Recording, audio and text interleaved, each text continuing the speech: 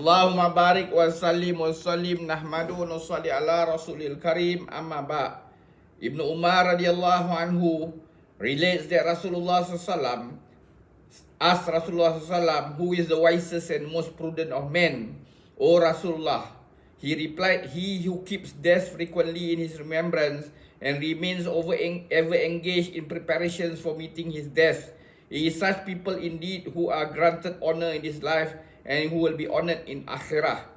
Ibn Umar radiyallahu anhu relates that someone asked Rasulullah SAW, who is the wisest and most prudent of men, O Rasulullah? He replied, he who keeps death frequently in his remembrance and remains ever engaged in preparation for meeting his death.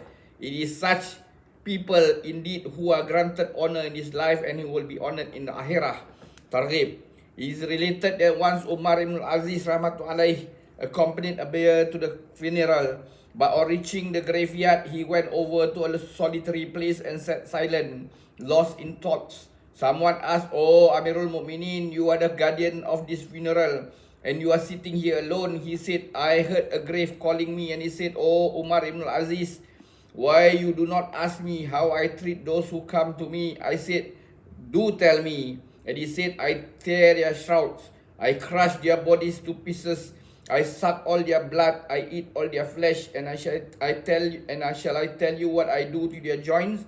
Oh, I disjoin their arms from their shoulders, and the wrists from their arms. I disjoin the hips from their bodies, the thighs from their hips, the knees from their thighs, the calves from their knees, and the feet from their calves."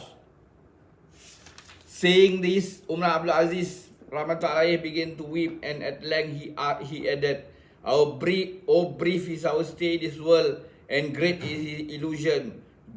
Those who are noble and proud in this life will be humble in the akhirah, and those who are rich will be made poor and destitute. The young will soon grow old, and the living shall meet death. Let not the smiles of the world, any favors of the world beguile you.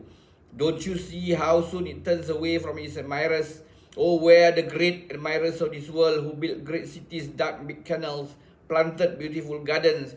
They stayed here but little and were gone, leaving everything behind. Their sound health and the strength of their bodies deceived them, breathing in them a zeal for lustful life, and induced them to sinning. By Allah Ta'ala, they were envied in this world for their abundant wealth, and people were jealous of them. But in spite of obstacles, they earned big fortunes which roused jealousy in the minds of the people.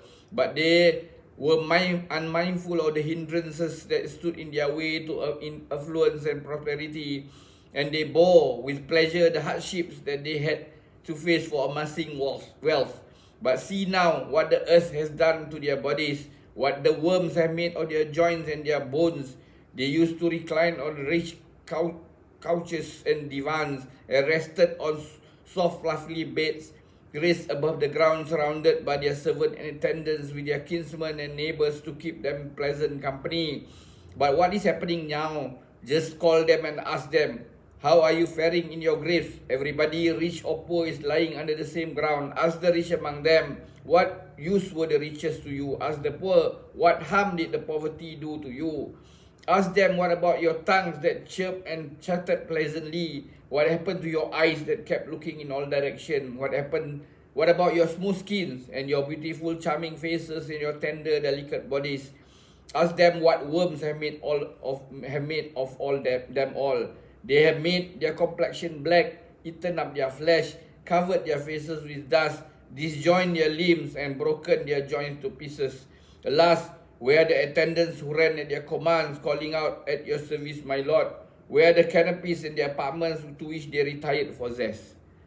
Inshallah, we will continue tomorrow. May Allah give us tawfiq to put all this into practice and convey to others. Subhanallah wa bihamdi. Subhanakallahumma bihamdika asyhadu an la anta astaghfiruka wa atubu ilaik. Subhana rabbika rabbil izzati amma yasifun wa salamun alal mursalin walhamdulillahi rabbil alamin. Taqabbalallah.